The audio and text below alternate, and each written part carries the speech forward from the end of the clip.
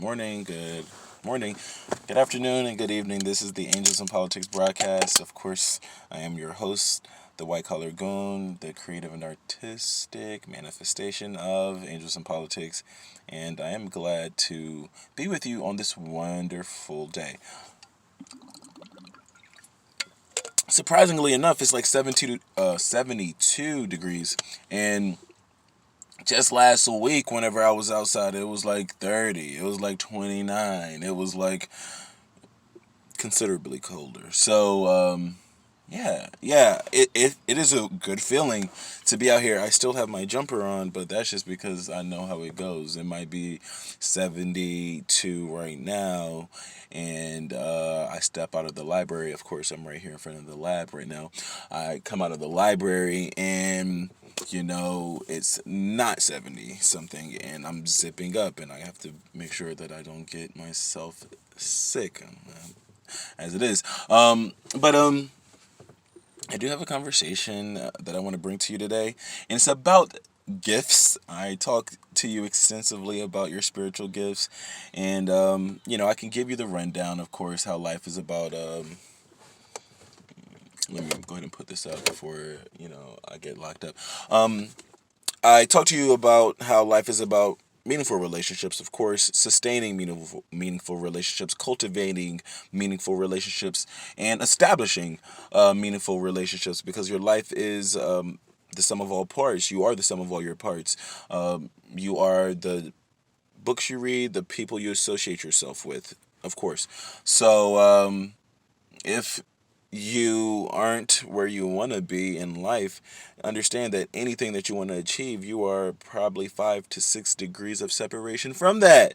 The degrees of separation are those people that you need to meet and establish and cultivate and continuing to sustain meaningful relationships with, right? So you may want to be a ballerina dancer for Juilliard or something, and you don't know how to get there, but I bet if you, one, work on yourself, uh, I mean, in all areas of activity, but specifically within dancing, and you go out and you talk to this person. This person might be in contact or know this person, and that's your second or third degree. And from the third degree, she might say, "Oh, I know somebody who works at Juilliard in New York City, fourth degree." You contact that person, and within 5 degrees, you're where you want to be in life. Okay, so yes, you can be the most talented dancer of all time. You can be the whatever, the best of the best. But if you're not putting yourself out there to engage various individuals, and they're gonna be different people. Like, trust me, guys. Like, I wrestle with I wrestle with this mindset quite often, and this the ego here. Like, this is with meditation, and this helps with meditation, but I wrestle with my ego as it pertains to, like, my sphere of influence or people who I've met, and I'm super grateful for my personality, for my archetype, and for the my extroverted nature, because of the fact that, like I mentioned before, I had a homegirl, Fallen Petro. Shout out to my homegirl, Fallen. She made a comment to me back in school. I'm just like, Gabe, I'm just impressed by your your diversity of friends, or I'm always impressed by just uh your your various social groups of friends, and these types of things. I mean, I forgot what she said exactly, but it was along that line of, like, I'm surprised because most people hang out with the same sort of people. Like, most people go along with the saying, birds of a feather flock together, meaning I like things like this, so I hang around people who like what I like. I'm a black person who's a male who goes to the gym, so that must mean that my friends will most likely be black males who go to the gym. Or I am a white female who goes to Starbucks, and I like to get my hair and nails done at the mall, and go to brunch on Sundays, meaning the majority of my friends will do the same types of things because we can talk about the same types of things and we have similar, stories, or, our content will be similar. Like, we're looking for similarities. People look for similarities. People look for sameness. And I understand how this makes sense, right? I mean, it makes perfect sense why this would make sense. But if I didn't meet new people, if I didn't have an eclectic group of friends, or if I didn't have this wide net that I cast for friends, or if I wasn't just open, just have that open personality, that open mind, and open spirit, being open emotionally to ingratiate and accept and be empathetic or sympathetic. And I'm not the most sympathetic, and I'm not the most sympathetic, but these are things that I need to work on. But if I wasn't the type to like allow people to be who they are and accept them for who they are, and this is me at all times, this is me radically transparent, I'm always like this way. But if I didn't have, if I didn't open myself up to make these new friends, I'm telling you for a fact, 100%, I will not be the person who you are seeing right now. Some people might say that's a good thing, but for other people might say, like, no, like, that's not cool, right? Like, I wouldn't be like talking to you and telling you about manifestation and alignment and spiritual alignment and spiritual cultivation and lucid dreamings and writing down your dreams and how your dreams are the window to your soul, and or the dreams are like, yeah, a dream is like a preview into your subconscious. It's like a message that your higher self or lower self is telling you that you're not going to be able to formulate in a conscious level throughout the day or at night. But things of this nature. Like, I didn't get into world travel by myself. I didn't get into living in hostels and everything, dude. Like, I mean, none of this would have manifested unless I met different friends, unless I, hung out with different groups of people when I was in high school.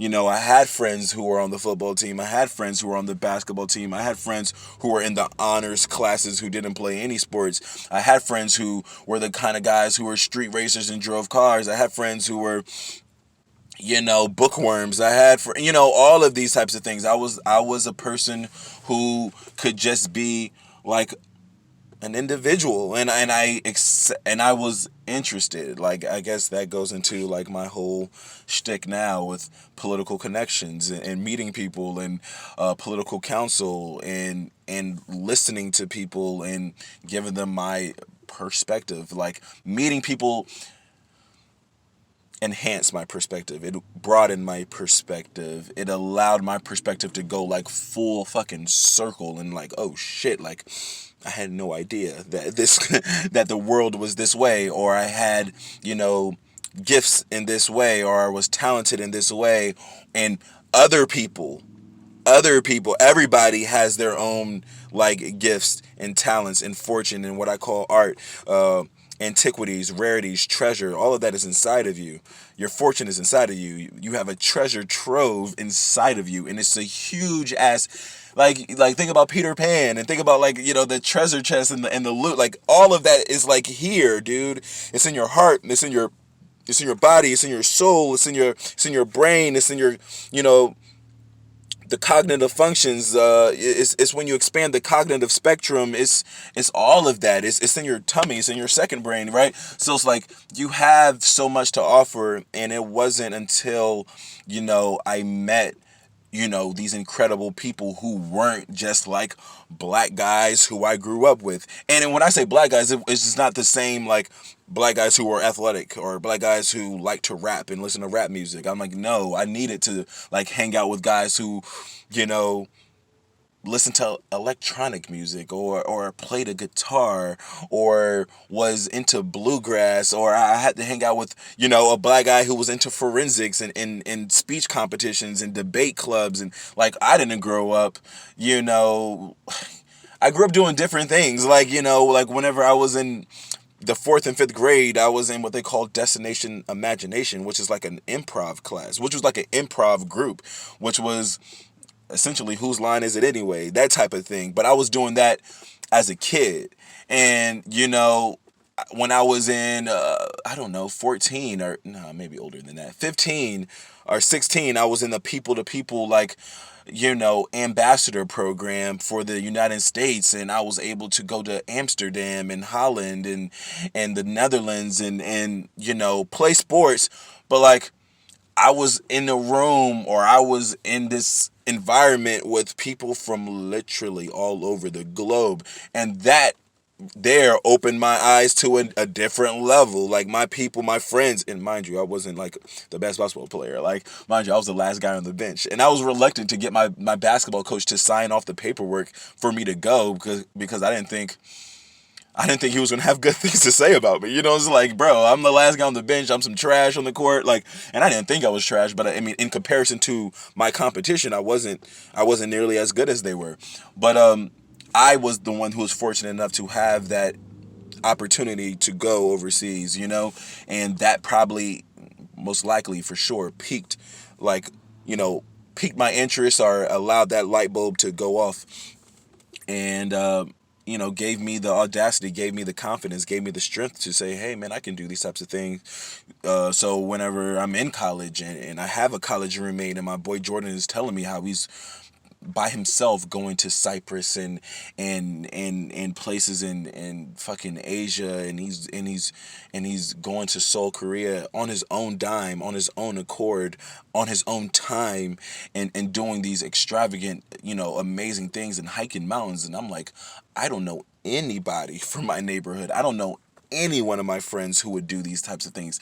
I mean, I don't know anybody who would make moves like that until I met him. And then once I saw that he could do it, and he came back and talked to me about it, and was like, motherfucker, you can do it too. And it's like, well, yes, just like the Pharrell song, you can do it too. So it's like, sometimes you just need that, like, confirmation. You need those you need that level of assurance or reassurance. You need that. You sometimes you just need that from somebody who you can reach out to, somebody who might not look like you, or somebody who does look like you, or somebody who's, you can stand there and look at them physically and says, he doesn't put on his pants any differently than I do. He's not like made of gold. He doesn't have wings. It's not like he possesses some, genetic trait that allows him to be fearless. It's like, no, man, he's just like me and you. And if he can do it, then I can do it. If she can do it, then I can do it. And I truthfully want to like bring that home to you all. Like, whatever it is, I mean, I do promote travel. I do promote that you get a passport. Actually, I'm a huge advocate of you getting your passport and getting and getting your ass out of your comfortable position, or your comfortable environment. And I know you might think like, oh, Gabe, I'm cool where I'm at. I mean, I'm happy. I understand life is about meaningful relationships. I got a lovely lady, or you say I got a lovely guy, and I'm on my way to having kids, or I have kids, or I got a lovely job, even though my job is bullshit and it doesn't appreciate me, and I don't utilize my spiritual gifts. But I got a job, to say the least, Gabe. I got a job. Like, so most people say I have, my own group, and I go bowling on the weekends, and I drink my Bud Light with my friends, and I watch, the MMA fights, or the college football games, and things are good for me. Things are normal for me. Things are working for me. Things are great for me, Gabe. Like, I don't understand why you're trying to promote to me to do these things, that advance me psychologically, mentally, emotionally, physically, spiritually, sexually. Like, why would I want to enhance myself? Why would I want to upgrade myself? Why would I want to cultivate myself? Why would I want to be more why would I want to be the archetypal superhero? Why would I want to be the best, optimal, most productive version of myself, Gabe? Why would I want to do these things? Because that actually takes work. That actually takes some work. Why do I want to? I remember having a homie. Shout out to my homie Juan. I remember in college he was saying like, man, I know people are trying to hang out with us because they want to get down with the with what we got going on. But like, man, I'm into no new friends, man. I'm not looking to make no new friends. And there's a lot of guys who think like that, and I understand because it's like, yo, you might feel like, man, and your homie's a little corny, or that guy's a little weird, or homegirl is cute but she's not with the shit. Like, like no new friends. No new friends is a real thing, but it's like you don't realize with that mindset, and we didn't adopt that mindset. That was something that that he said, but truthfully, you have to make new friends, dude. Like you are limiting and you are blocking your advancement in life. You're blocking, blessings. You're not receiving the spiritual, the physical, the tangible or intangible gifts that are coming to you, brother. Listening is your currency. Listening is your currency. Your creativity is your greatest asset. Time is your greatest asset. Well, use your time to establish relationships and cultivate your creativity, because you know what? Those people that you didn't want to meet provide you with information, provide you with data, provide you with a perspective or insight that you would have never had before. And it's going to come in all shapes and sizes. Maybe it is a 4-year-old toddler in the preschool or in kindergarten. It might be a 80-year-old young, or 80 years young, lady or man at the local whatever park, sitting there playing chess or playing whatever, knitting, and she might drop jewels on you and you wouldn't have expected that. Maybe it's some teenager who's like, oh man, I'm just supposed to be babysitting, and just do your homework and play on your Nintendo fucking Switch or something. Like, I don't want to listen to what you have to say. But yet that middle schooler or that fifth grader who's playing The Legend of Zelda tells you something and you're like, wait, what did you just say? And you realize that was a profound statement. You realize there's knowledge and wisdom in all shapes and forms, but you have to be able to receive it. You have to open yourself up to receive it. You have to humble yourself and be able to be like, yo, listen, homie, I know, even with some of my friends in college, even some of my fraternity brothers, even some of the people who I've met like in my travels, I mean, like my work colleagues, based on like pound for pound who they were, like growing up, I know like I wouldn't have chosen to be we wouldn't have been best friends in the past. Like, we wouldn't have been best friends in middle school. Like, you wouldn't have been the kind of guy who would have probably even enjoyed hanging out with me because I'm like this and you are not like this, right? And somebody would have looked at me and said, Gay, because you're like this, I wouldn't have been around you at all because you are like this. Like, so there's a lot of things whereby we have to listen, and we have to like step back and say, like, that's not really what it's about. It's not about like, oh man, the way you dress, nah, I couldn't kick it with you. Or, oh, that's homegirl, the way she's looking, nah, I don't want to be, that's not my friend. I wouldn't hang out with her. Like, no, because that's not what it's about. It's about continuing to grow. It's about, life is about relationships. That person could be the individual who you were destined to meet in order for you to ascend and rise up in that, that ladder of personal success, that dominance hierarchy, in order for you to ascend and become, the archetypal, version of yourself. That person was there for you to meet so they could provide you with the tools, or provide you with that information, or provide you with that instrument that you could use to battle whatever your internal dragons are, whatever your shadow is, whatever the goon is. I talk about the goon. Whatever that part of you that you're struggling with, that you have to get over, those mountains that you have to overcome, those demons that are deeply resonated within all of us, that we have things that we need to work on. And if you don't think you have anything to work on, you're a fucking liar. Like, trust me on that. Like, that there are people in your life who are specifically, strategically placed by the universal hand, the creator. And he has placed these people in your life for you to help you navigate these troubled waters, navigate your personal issues, navigate what you had going on, navigate what's going on in the future. So trust me on that. Like, establish your friends. Remember that your friends are very important, but most importantly, dude, like, continue to make new friends. Continue to go out there and put yourself out there. Meet new people. Establish, cultivate, sustain relationships. Trust me, or matter of fact, don't trust me. Figure it out for yourself. All right? Align yourself with a higher power, the mind, body, and soul. Get down and continue to pray. Continue to meditate. Continue to meditate on the word, whatever word that is conducive to you.